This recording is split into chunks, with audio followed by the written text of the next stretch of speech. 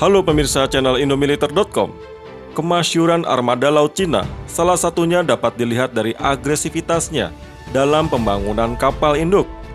Bagi warganet, umumnya mengetahui bila teknologi Rusia ada di balik kemajuan rancang bangun kapal induk Shandong yang dibangun di Dalian Shipbuilding pada tahun 2013. Selain rancangan dek model ski jump yang kental dipengaruhi oleh aroma Soviet, kapal induk pertama Cina tak lain adalah Liaoning, yang tak lain eks milik Angkatan Laut Soviet, Varyak, yang dijual ke Cina pada tahun 2002. Namun tahukah Anda bahwa jauh sebelum Cina mampu memproduksi kapal induk Shandong, bahkan sebelum memutuskan membeli kapal induk eks Uni Soviet, justru Cina pada awalnya memperoleh teknologi dan rancang bangun kapal induk dari Australia. Tentu saja apa yang diperoleh Cina dari Australia adalah berkah tak langsung, yang sebaliknya merupakan kerugian bagi dunia barat tatkala militer Cina memperoleh barang berharga untuk dapat dipelajari dengan cara yang relatif mudah.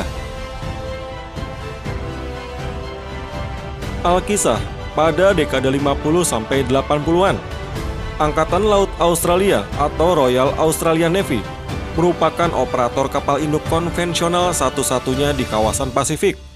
Tidak tanggung-tanggung, di era Perang Dingin, Australia mengoperasikan dua unit kapal induk ringan Majestic Class buatan Inggris, yaitu HMAS Sydney dan HMAS Melbourne. Dan yang menjadi kekuatan tempur di kapal induk Australia, di antaranya adalah pesawat anti kapal selam Fairey Gannet, pesawat intai S-2 Tracker, dan jet tempur taktis legendaris A-4 Skyhawk.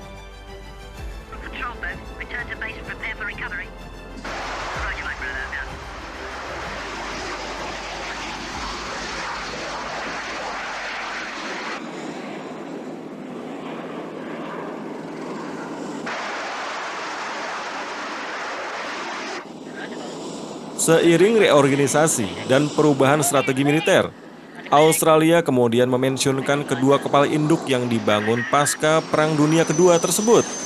HMAS Sydney lebih dulu pensiun, yaitu pada 12 November 1973. Sementara HMAS Melbourne baru pensiun pada 30 Mei 1982. Kedua kapal induk Australia berakhir dengan cara di-scrap atau dibesi tuakan. HMAS Sydney mujur di scrap di Korea Selatan pada tahun 1975. Namun lain cerita dengan HMAS Melbourne. Kapal ini justru di scrap di negara yang haus akan asupan teknologi alutsista barat. Persisnya HMAS Melbourne di scrap di Cina pada tahun 1985. Dan dari sinilah cerita bergulir. Menyusul keputusan pemerintah Australia untuk mengganti Melbourne, kapal induk dengan bobot 22.000 ton ini disiapkan untuk dibuang dan dinonaktifkan serta ditempatkan sebagai cadangan pada 30 Juni 1982. Awalnya, HMAS Melbourne disiapkan untuk suatu waktu diaktifkan kembali untuk mendukung misi anti kapal selam dengan helikopter. Waktu yang dibutuhkan untuk persiapan adalah 26 minggu. Namun, sayangnya gagasan tersebut tidak pernah terwujud. Guna menyelamatkan kenangan besar Australia, lantaran kapal induk ini mulai dioperasikan sejak 1955. Sebuah kelompok yang berbasis di Sydney mengusulkan pada tahun 1984 untuk membeli HMAS Melbourne dan mengubahnya sebagai kasino terapung yang ditempatkan di perairan internasional di lepas pantai Eden, New South Wales. Tapi lagi-lagi, ide itu kandas. Kapal induk ini awalnya dijual untuk di-scrap seharga 1,7 juta dolar Australia. Namun penjualannya gagal pada Juni 1984. Baru kemudian pada Februari 1985, HMAS Melbourne akhirnya terjual ke China United Shipbuilding Company seharga 1,4 juta dolar Australia. Dengan maksud kapal induk tersebut ditarik ke Cina untuk dibongkar sebagai besi tua.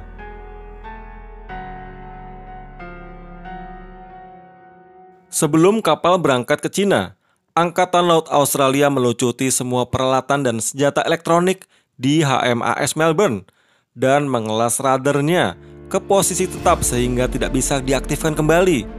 Namun steam catapult atau sistem pelontar pesawat, arresting equipment atau perangkat pendarat, dan mirror landing system tidak dilepaskan oleh Angkatan Laut Australia.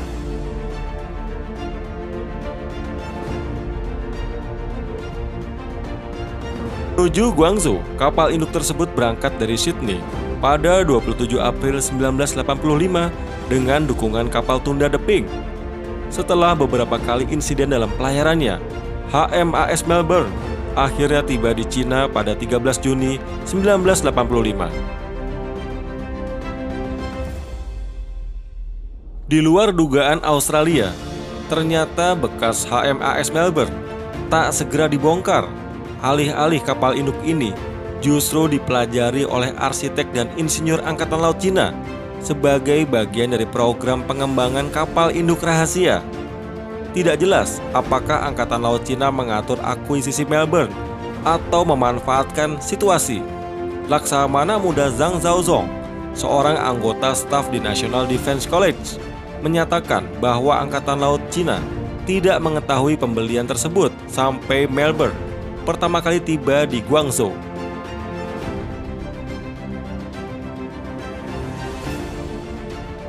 HMAS Melbourne adalah kapal perang terbesar yang pernah dilihat oleh para ahli Cina, dan mereka terkejut dengan jumlah peralatan yang masih ada. Angkatan Laut Cina kemudian mengatur agar dek penerbangan kapal dan semua peralatan yang terkait dengan operasi penerbangan dipindahkan sehingga dapat dipelajari secara mendalam. Laporan beredar bahwa replika dek penerbangan atau dek itu sendiri digunakan untuk pelatihan rahasia pilot dalam operasi penerbangan kapal induk.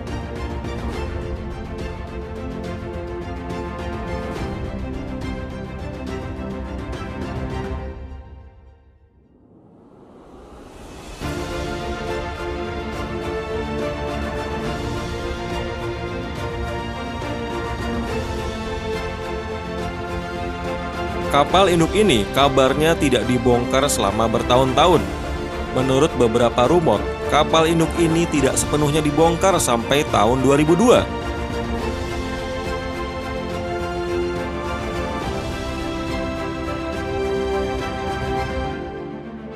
Dan Cina kini tengah membangun kapal induk ketiganya. Gosipnya akan mengadopsi Advanced Electromagnetic Launch System yang berbasis teknologi katapult atau ketapel peluncur.